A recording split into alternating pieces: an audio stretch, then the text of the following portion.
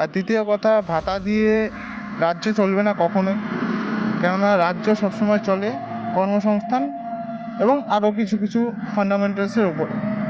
তো যেহেতু এখানে আজকে ভাতা নিয়েই রাজ্য চলছে, তো আমি এটা বলতে চাই যে মা বোনেদেরকে কেনার যে এদের শিক্ষিত যুবকদের 1500 টাকা দিয়ে কিনে নেওয়া, এটা তারা না করলেই পারত। তার জায়গায় যদি সত্যি কর্মসংস্থান তারা করতেন তাহলে খুব ভালো হতো। কিন্তু কর্মসংস্থান তারা করবেন কেমন করে? আজকে কর্মসংস্থান করার জন্য তো রাজ্যে বিভিন্ন কলকারখানা হোক বা অন্যান্য চাকরির সংস্থান হোক, সে সমস্ত কিছু তো থাকা উচিত, সেটা নেই আজকে।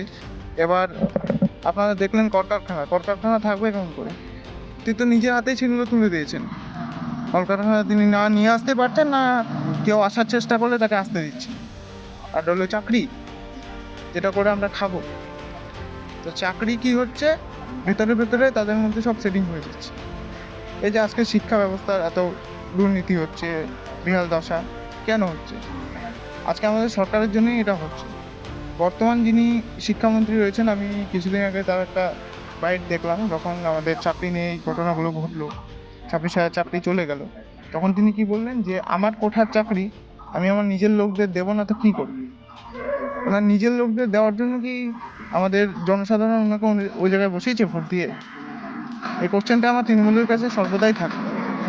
আদতে সেটা নয়। 26,000 লোকের চাকরি গেল, 26,000 লোক কি অযোগ্য ছিল? অবশ্যই নয়। অযোগ্য খুব জোর হলে 5 থেকে 6,000 হয়। সেই লিস্টটা সুপ্রিম কোর্ট বারবার বলা সত্ত্বেও তৃণমূল সরকার থেকে সেটা পেশ করা হলো না।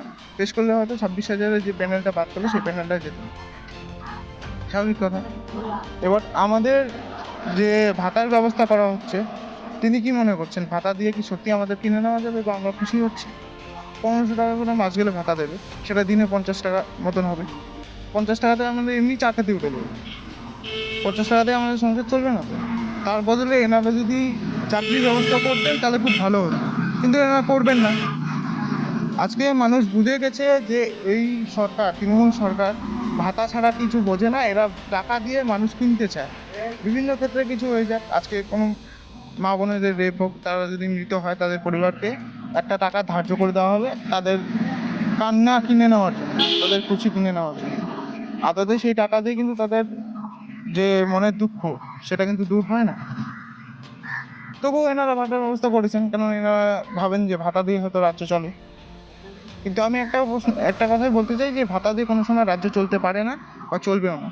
পরবর্তী 26-এর ভোটে সেটা মানুষই জবাব দেবে যে ভাতা দিয়ে রাজ্য চলে কি চলে না।